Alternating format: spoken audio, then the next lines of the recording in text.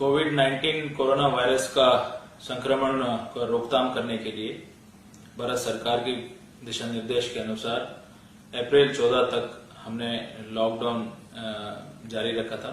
उसके बाद मई 3 तक लॉकडाउन का एक्सटेंशन किया गया, परंतु इसमें जिन इलाकों में हॉटस्पॉट जनरेट नहीं हुए हो या क्लस्टर कंटेनमेंट नहीं कर रहे हैं, वहां पे अप्रैल 20 के बाद लॉकडाउन 2.0 मॉडिफाइड लॉकडाउन भी हम कहते हैं, कुछ छूट के साथ, कुछ रिलैक्सेशन के साथ देने के निर्णय हुआ है। और इस निर्णय के अनुसार जो चूरू जिले में, चूरू और सरदार शहर में जो कर्फ्यू ग्रस्त एरिया है, जिसे हमें हॉटस्पॉट एरिया भी माना हुआ है, उनके अलावा जिस जगह पे अभी तक कोई भी कोविड-19 के केस नहीं आए हो, वहां पे लॉकडाउन 2.0 का गतिविधियों की में कुछ रिलैक्शंस दिए जाएगी। इसमें कुछ प्रतिबंधित श्रेणी होंगे, जिसमें जो एयर ट्रैवल हो, ट्रेन की ट्रैवल हो, और पब्लिक ट्रांसपोर्ट हो, ऑटो रिक्शा की ट्रांसपोर्ट हो, इन सबको हमने एक प्रतिबंधित श्रेणी में रखा है। उसके साथ ही सभी धार्मिक संस्थान, कोई समारोह हो, धार्मिक समारोह हो या सांस्कृतिक समारोह हो, और जो धारा 144 के जो अनुपालन में जो भी गतिविधियां हमने रिस्ट्रिक्ट किए हो, वो सभी इस प्रतिबंधित श्रेणी में रहेंगे। इसके अलावा कुछ चीजों में हमें रिलैक्सेशन देने की व्यवस्था की है। इसमें पहले तो है जो दुकानों में अभी जो एसेंशियल सप्लाईज की दुकानें थी, जो राशन की सामान है, मेडिकल की सप्लाई है, उसमें हमने उनको ओपन करके रखा था। अभी उसका दायरा बढ़ाते हुए कुछ हद तक जो पशु आहार, एग्रीकल्चर के इक्विपमेंट्स, एग्रीकल्चर के प्रोडक्ट्स हो सकते हैं, सोयाबीन के लिए जो जरूरत पड़ी हुई दानों की जो शॉप्स होते हैं, या कुछ ऐसी शॉप्स हो सकते हैं जो हमारी परमिटेड व्हीकल्स को मरम्मत करते हैं, उन सबको हमने अलाउ करेंगे। अगर ये पास सिस्टम इनकी जरूरत नहीं है और ये व्यक्ति हमारा जो दुकानों को खोल सकते हैं, परंतु ये रिस्ट्रिक्टेड यूज में होगा। वो एसेंशियल कमोडिटी की श्रेणी में जो आते हैं, उन्हीं पर ये लागू रहेगा। उसी के साथ साथ जो कंस्ट्रक्शन एक्टिविटी है, उनपे भी कुछ रिलैक्सेशन है।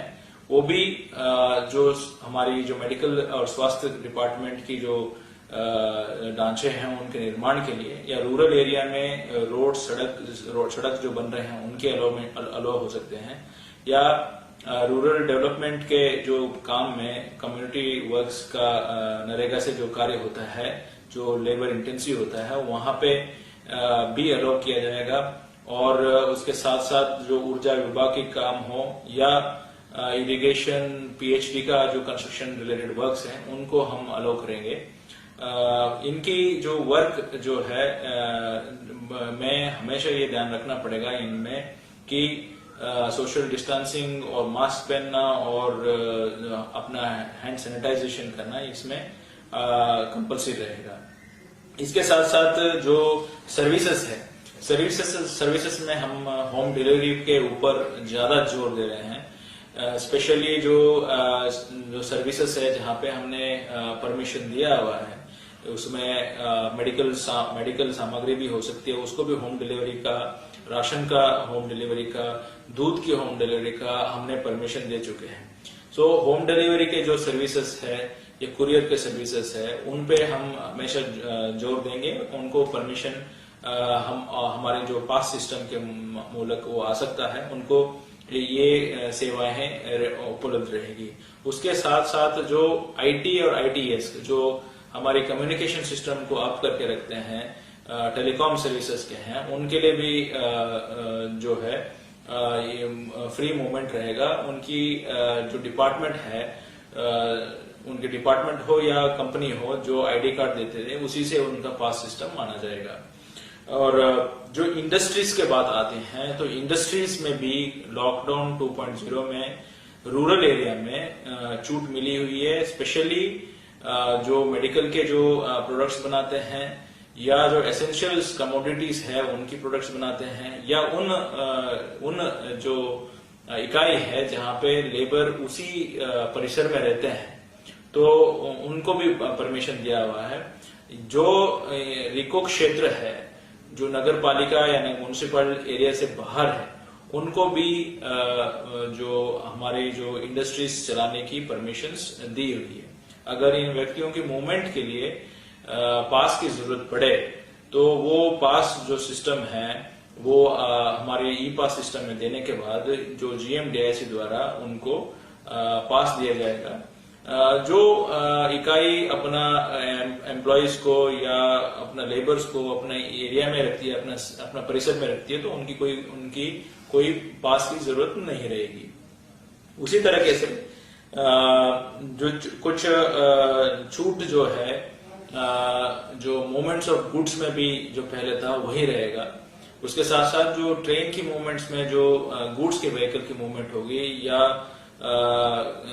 जो हमारे जो व्हीकल्स है, ट्रक्स है, या जो एग्रीकल्चर प्रोडक्ट में जो थ्रेशर्स जाते थे, कंबाइंड हार्वेस्टर्स जाते थे, उनको भी जो है वो छूट रहेगी मूवमेंट के लिए।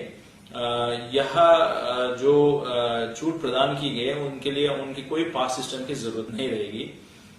उसी के साथ साथ जो वेयर हाउसेस है या गोदाम से, उनका भी जो ऑपरेशंस है उसमें भी हमने छूट दे रखी है। जैसे कि FCI का गोदाम हो या हमारी जो एसेंशियल और उचित मूल्य दुकान की जो हो, उनमें भी ये छूट लागू रहेगी। तो स्पेशली ये जो छूट है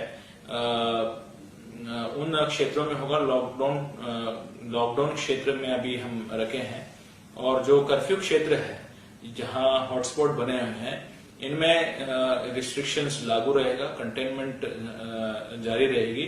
और इस क्लस्टर अप्रोच के माध्यम से वहां पे जब तक मेडिकल डिपार्टमेंट के द्वारा या क्वारंटाइन पीरियड ओवर होने के बाद हमें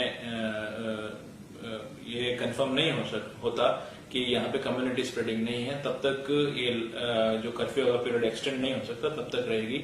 ये जो लॉकडाउन 2 की जो शर्त है ये मई 3 तक लागू रहेगी।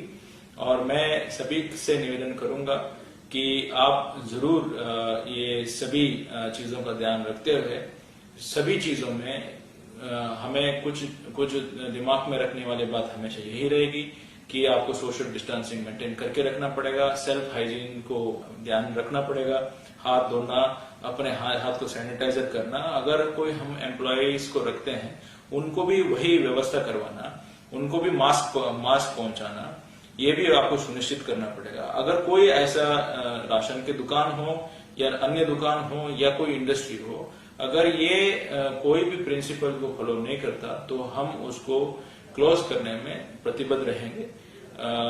लॉकडाउन का पीरियड जो 14 तक और अभी तक हमने सहयोग दिया, वो आगे भी आप सहयोग देते रहेंगे। ये संक्रमण को रोकने के लिए आप हमें जरूर मदद करेंगे, इस आशा के साथ मैं आप सबको धन्यवाद देता हूँ।